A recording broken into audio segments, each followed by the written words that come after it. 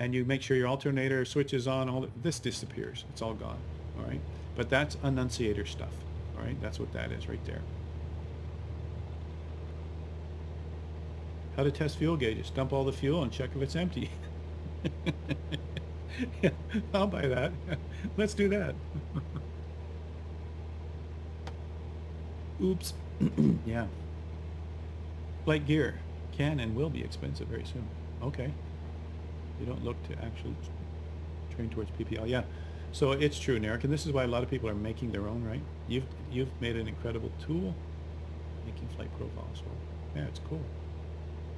Yeah, it is true, right? The enjoyment of having the hardware in front of you.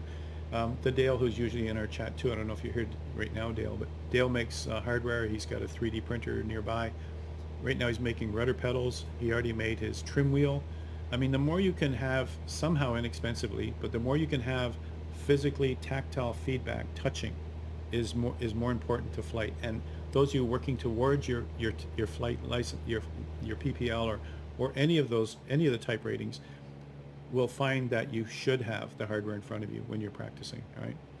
I even have the butt kicker, which gives me the vibrations through the chair to give me more realism, right? I mean, all of these things, if you are training or if you are training other people to go towards to help supplement their real flight training, it's cheaper in your home cockpit to practice, and then go into a real plane and, spend the money.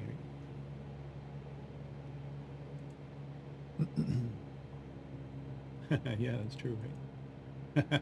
Yeah, and when we check fuel on the walk around, you guys, we actually have a wooden stick we stick down in, or a tube that we can hold. All right, I don't have a camera on, but we have a tube, a glass tube that we can hold.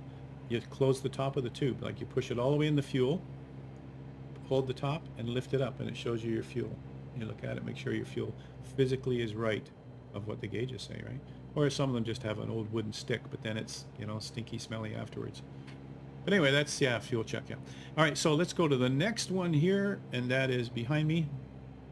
The next one here is, outside air temperature and voltage. That's what's on this typical gauge, you guys. This is an important gauge a lot of people don't even use in the simulator. But this gauge in here tells you outside temperature, which affects your true airspeed. It tells you your voltage. If you push this button, you get your voltage.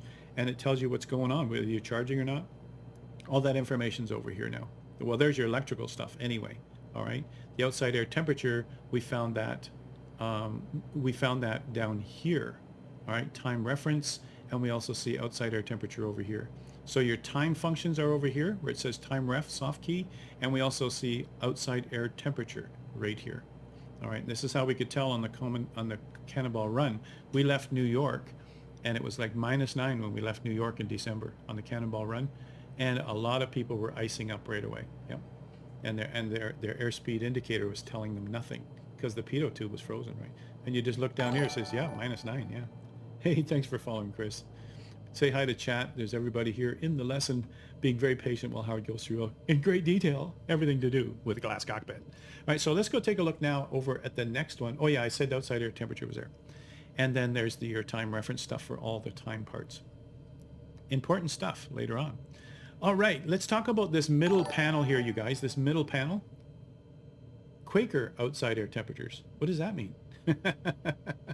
What does that mean? You highlighted it, so it must be important, right? Thanks for following, ASJ. And so you look in here, the audio panel, you guys, this is an important part in the middle. I have this in RealSim gear also, sitting right here in the cockpit.